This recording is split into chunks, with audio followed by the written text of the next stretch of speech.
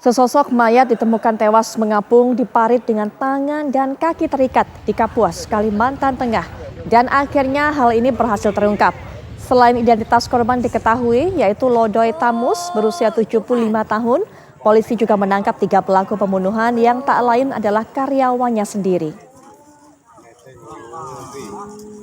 Korban pembunuhan dan mayatnya dibuang di sebuah aliran sungai kecil atau parit di lintas Jalan Ampah Pujon, Kabupaten Kapuas pada Senin lalu, dan ini sempat menggegerkan warga sekitar. Setelah melakukan penyidikan, Polda Kalimantan Tengah akhirnya berhasil meringkus 3 orang pelaku. Ketiga pelaku yaitu Herlina binti Tatau, Triwati Lestari, dan Mustika Rahayu. Mereka diketahui karyawan kafe milik korban. Berdasarkan pemeriksaan polisi, alasan para pelaku membunuh korban karena sakit hati terhadap korban. Ketiga pelaku ini juga sering mendapatkan amarah dari sang majikan ataupun juga korban. Ini handphone juga dibelikan. Sisanya mereka gunakan untuk, ya kan? Ya, kau beli handphone sama cincin ini kan? Ini ya. Berarti kau Bang.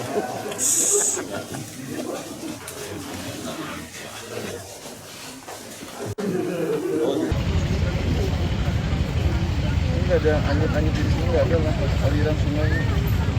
Pemirsa, kita akan dapatkan keterangan lebih dalam lagi mengenai kasus ini dari AKBP Erlan Munaji yang juga merupakan Kabid Humas.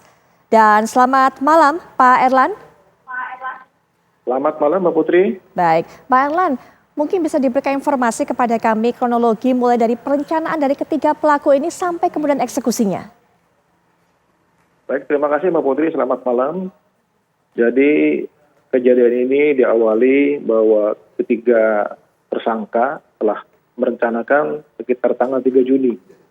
Dan sudah beberapa kali merencanakan gagal, tapi di tanggal 8 Juni ketiga tersangka khususnya saudari H sebagai otak pelaku merencanakan untuk membawa saudara korban yaitu LT untuk mengajak ke tempat perkawinan di daerah Katingan.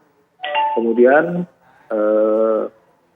korban ikut dengan 3 pelaku tersebut, kemudian menggunakan mobil Avanza dan sempat berhenti setelah melewati jembatan Kahayan.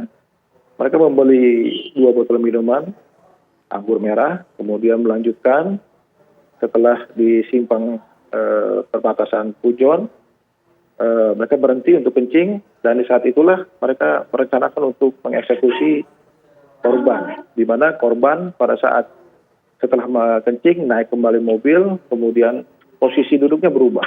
Yang tadinya korban di depan, yang tadinya korban di belakang pindah ke depan.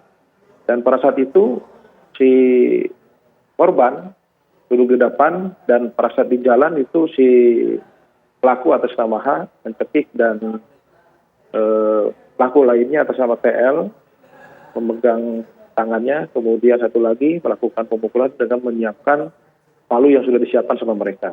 Sebanyak 5 kali akhirnya korban meninggal dunia. Baik, apa yang membuat korban itu betul-betul nekat ataupun juga begitu matang melakukan perencanaan membunuh korban ini? Baik, terima kasih Pak Putri.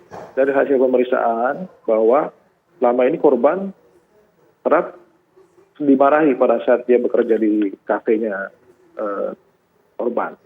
Si pelaku ini atas nama H sering dimarahin. Dan yang paling utama dari hasil keterangan bahwa si korban ini mempunyai hubungan dengan kawannya saudara H, yaitu saudara L. Sehingga mungkin merasa cemburu, akhirnya terjadi perencanaan pembunuhan terhadap korban. Terima kasih.